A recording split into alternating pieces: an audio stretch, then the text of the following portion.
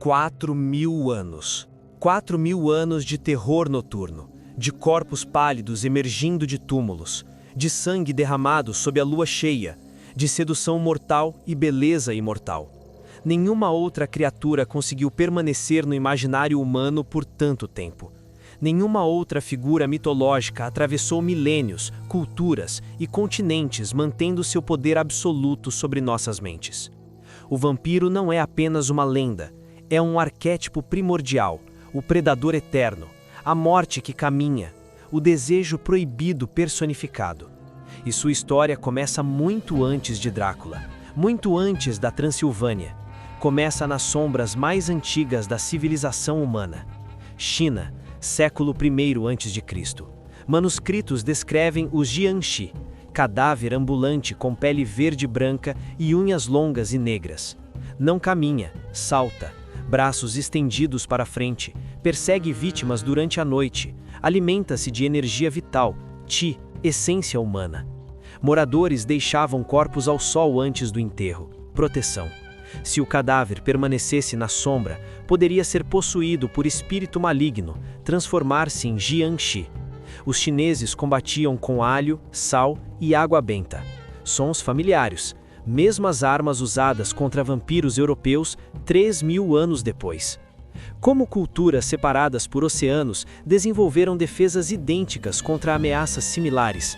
Coincidência ou memória ancestral compartilhada de algo real? Mesopotâmia, Babilônia Antiga, surge Lílito, deusa feminina noturna que se alimenta de sangue de bebês, representada com asas de coruja, garras afiadas, corpo nu e sedutor. Os babilônios temiam suas visitas noturnas, criavam amuletos de proteção, deixavam oferendas para apaziguá-la. Lílito eventualmente seria absorvida pela mitologia judaica, transformada em Lilith, a primeira vampira da história ocidental.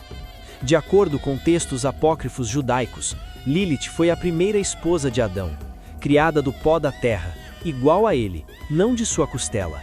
Mas Lilith recusava submissão, recusava deitar-se abaixo de Adão durante relações sexuais, afirmava ser sua igual. Adão exigiu obediência, Lilith recusou, pronunciou o nome secreto de Deus, fugiu do Éden, voou até o Mar Vermelho. Deus enviou 3 anjos para trazê-la de volta, Senói, Sansenói e Semangelofe. Lilith recusou retornar. Como punição, Deus a condenou. 100 de seus filhos demoníacos morreriam todos os dias. Lilith jurou vingança. Atacaria bebês humanos, seduziria homens durante o sono, beberia sangue dos pescoços. A primeira vampira havia nascido. Textos medievais descrevem Lilith voando pela noite, transformando-se em coruja, possuindo cabelos longos e negros, olhos vermelhos, garras afiadas, alimentando-se de sangue e energia sexual. Súcubos eram consideradas suas filhas, íncubos seus filhos.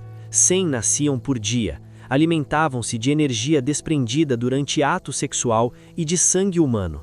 Homens possuídos por súcubos raramente sobreviviam. A lenda criou raízes profundas. Durante séculos, judeus deixavam amuletos com nomes dos 3 anjos em quartos de bebês, proteção contra Lilith. A tradição persistiu até século XIX. Egito Antigo, Sekhmet, deusa da guerra com cabeça de leoa, protetora dos faraós. Seu nome significa poderosa. Em uma ocasião, sua fúria tornou-se incontrolável. Massacrou inimigos com sede insaciável. Apenas foi acalmada bebendo líquido vermelho que pensou ser sangue. Era cerveja misturada com suco de romã.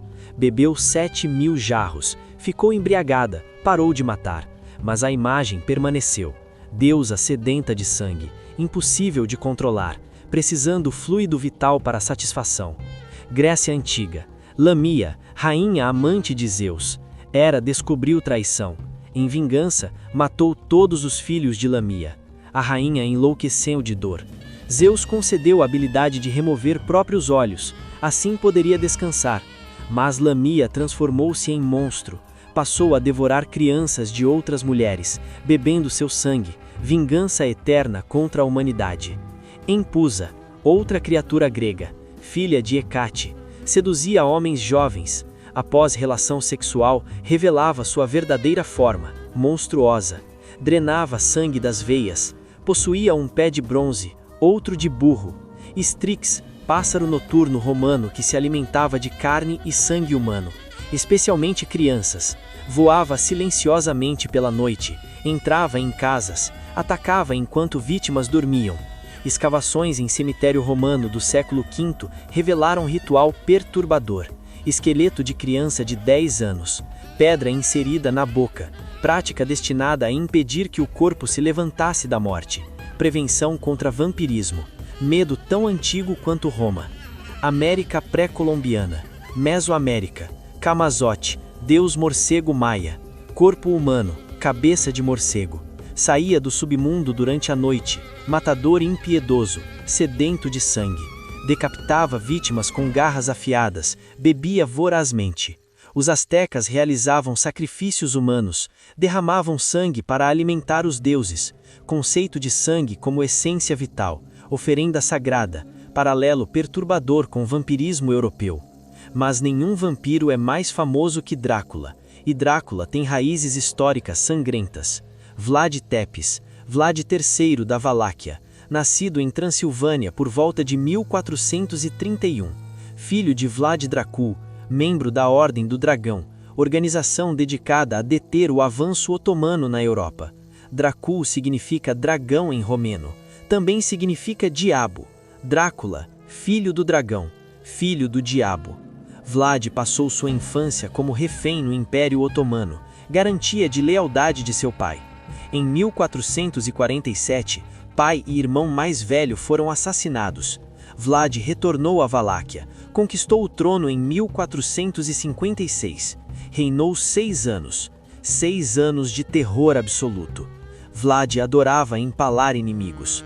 Método de execução e tortura prolongada.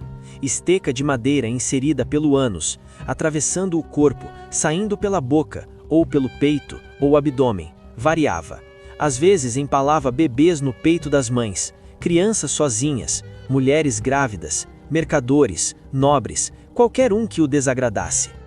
Em 1459, quando a cidade saxônica de Kronstadt apoiou o rival político, Vlad respondeu com selvageria. Empalou 30.000 pessoas. Jantou entre os corpos agonizantes para testemunhar sofrimento pessoalmente. Em 1462, Sultão Mehmed II marchou contra a Valáquia com 90.000 homens. Vlad criou Floresta dos Empalados. 23.000 prisioneiros turcos e suas famílias, empalados ao longo da rota inimiga. Bebês afixados às mães nas estacas. Pássaros fazendo ninhos em entranhas. A visão foi tão horrível que Mehmed deu meia volta. Retornou para Constantinopla. Preferiu recuar a avançar através daquele pesadelo. Cronistas saxões descreviam Vlad jantando entre empalados, molhando pão no sangue das vítimas, bebendo sangue diretamente. Histórias exageradas? Propaganda de inimigos? Possivelmente. Mas mesmo eliminando exageros, núcleo permanece. Vlad era monstro. Em 7 anos de governo, executou 100.000 pessoas, maioria por empalamento. Século XVI o apelidou Tepes, o empalador. Vlad morreu em 1476 lutando contra turcos, decapitado. Cabeça enviada para Constantinopla, exibida em estaca alta. Ironia macabra. O empalador empalado. Mas linhagem não morreu.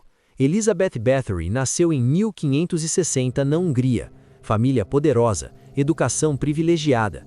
Casou aos 15 com um conde 20 anos mais velho. Participava de orgias, praticava tortura em criados. Aos 50 anos, amas de leite sugeriram que banhos de sangue preservariam juventude. Elizabeth acreditou.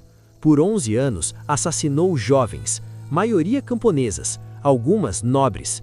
Drenava sangue, banhava-se nele, bebida. Estimativas variam entre 80 e 600 vítimas. Rei Matias II ordenou investigação. Elizabeth foi presa, murada viva em próprio castelo. Morreu em 1614, aos 54 anos. Histórias de Vlad e Elizabeth inspiraram Bram Stoker. Escritor irlandês publicou Drácula em 1897. Nunca visitou Romênia, mas leu relatos sobre Vlad. Criou o vampiro aristocrático, sedutor, imortal, poderoso. O livro transformou a percepção global de vampiros. Antes eram cadáveres grotescos, criaturas repulsivas. Stoker os tornou sedutores, elegantes, irresistíveis. Cinema amplificou o mito. Nosferatu em 1922, Bela Lugosi em 1931, Christopher Lee nos anos 60, Entrevista com o Vampiro em 1994, Crepúsculo nos anos 2000. Cada geração reinventa vampiro, refletindo medos e desejos contemporâneos. Mas e a realidade? Existiram casos reais de vampirismo? Entre séculos 17 e 18, Europa sofreu epidemia de histeria vampírica. Centenas de cadáveres exumados, estacas cravadas em corações, cabeças decapitadas, corpos queimados. O caso mais famoso ocorreu em Medveja, Sérvia, em 1731. Arnold Paolé morreu após cair de carroça. Semanas depois, moradores alegaram vê-lo à noite. Ataques noturnos, mortes inexplicáveis. Autoridades austríacas ordenaram exumação. Corpo estava incorrupto, sangue fresco nos olhos, nariz e boca. Camisa e sudário ensanguentados. Conclusão: vampiro. Estaca foi cravada no coração.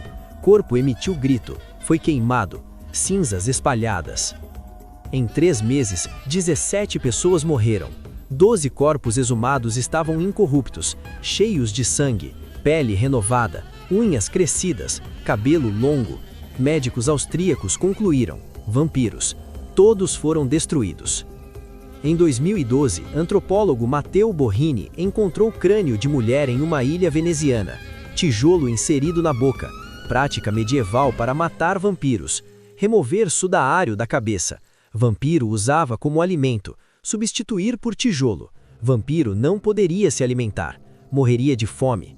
Esqueleto datava de 1576. Vítima da peste. Tijolo preveniu propagação de doença vampírica. Bulgária, cidade de Sozopol. Arqueólogos encontraram 2 esqueletos.